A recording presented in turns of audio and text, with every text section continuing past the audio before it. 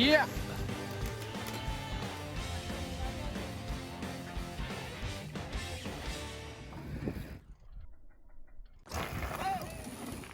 Yeah.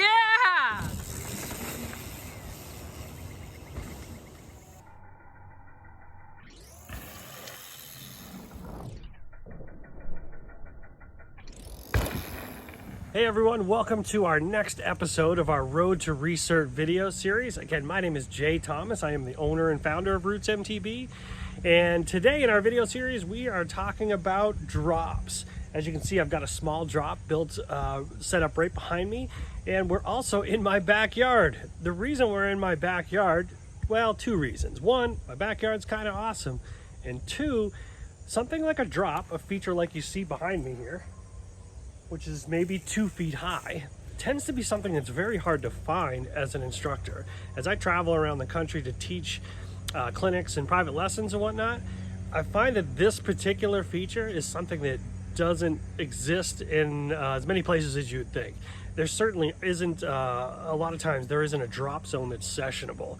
Drops are something we need to practice over and over again, so being able to session them, turn back around, come back up, do it over and over again, can really help riders out. So you make your own. A friend of mine built these a few years ago. They work as a drop. They also work as a landing for a tabletop jump. So very convertible. If you have questions about it, please put those in the comments below. But let's get on to what drops are all about. Now, we teach drops in two different ways. We teach a drop called a stomp drop, and we teach another drop called a lunge drop. Each drop has a specific use.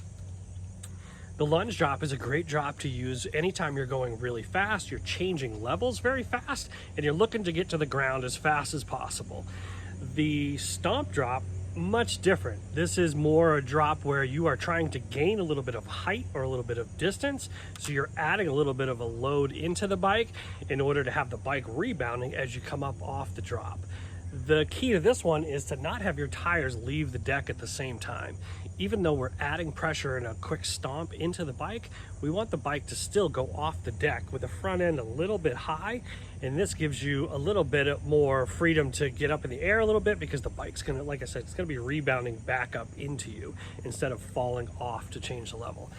So now, as we approach when we're doing our stomp drop, and remember, a stomp drop is the drop we're going to be using when we're looking to clear distance and add a little bit of height to this movement.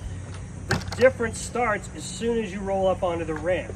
You're going to be coming up to the end of the ramp in this position, a little bit taller, like that tall ready position, okay? Because we're not trying to absorb any of this. As you get about 6 inches from the edge, you're adding this little stomp. And if you remember the stomp from other videos, it's just a quick drive down of the feet that activates the suspension. So that quick stomp, and as you go off the edge, there's a little bit of a lift on the front of the bars, but the bike is actually rebounding back up into you. This is why I say it's great for clearing distance, because it'll give you a little bit of height without having to pull up on the bike. You're using the suspension, that drive down to that stomp, and that rebound back up to help control the bike off of the drop. So, great one to use when you're trying to clear distance, but no, this one has to be very controlled as well. If we compress the bike or stomp the bike at an angle, like this, you will also rebound at that same angle.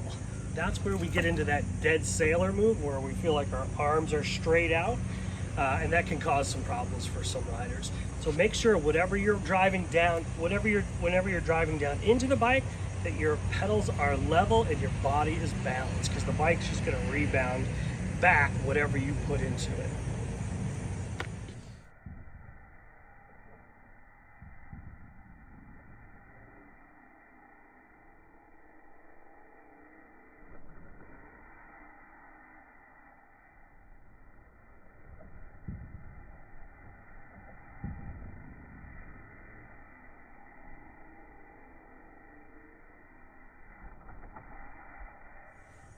So when using the lunge drop, again, this is a great move anytime you're looking to change levels, but you're going at a pretty high rate of speed. I've also heard this called the racer drop, in that we're just trying to get the bike back to the ground as quickly as possible. So the setup for this is, as you're rolling up to the drop, you start to get very low in that low ready position with your chest matching your bars. And as you get about 6 inches from the end, you're lunging the bike straight forward as if you are trying to level the bike out off the edge of the drop. Think about this almost like when you're going off of a curb onto a road and you're just trying to level the bike out and both tires land together.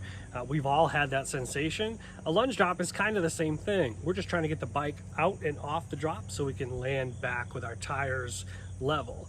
Now when we do this drop, we tend to get fully extended in the air, but as we get, once we land, we're getting back into that ready position, so we're ready for whatever the next obstacle is. If you are doing a large drop, say a road gap or something like a drop the hammer down in Arkansas, you might lunge the bike forward and you have enough time in the air to pull the bike back into that ready position so you land in that ready position. With the smaller drops, like something behind me that's only a couple feet high, you're not going to have time to pull the bike back in. You're just not in the air long enough. So this is a nice big lunge out. Try to get both tires to land at the same time on the slope. Let's give it a go.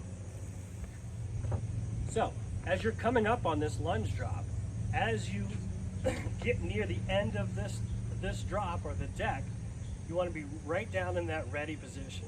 The reason we're down here is it gives us space to move forward. If we're already sitting back as we go off the drop, then we run the risk of being fully extended and lose control a bit.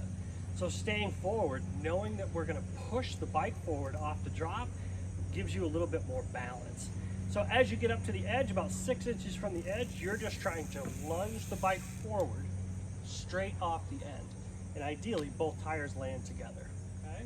Now you can still manage how you land depending on what the slope is that you're landing on. If it's a steep landing, you can claw a little bit with your feet, and that will help bring that back end up, and the tires can match the slope upon the landing.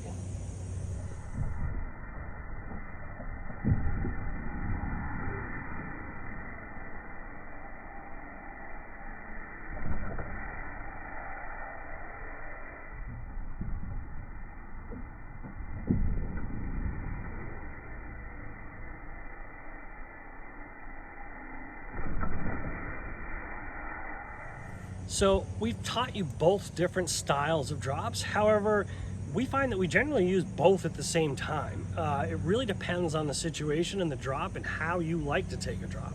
But know that there's a range, like with everything we teach.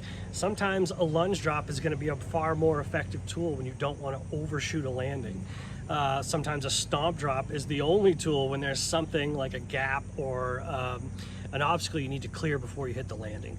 So both drops have fairly specific use cases, but know you can use them both at the same time and they'll work on most drops. We hope you find this helpful. Please like and subscribe if you'd like to see more, and we will get the next video out to you as soon as we can. Thanks again. See you out there.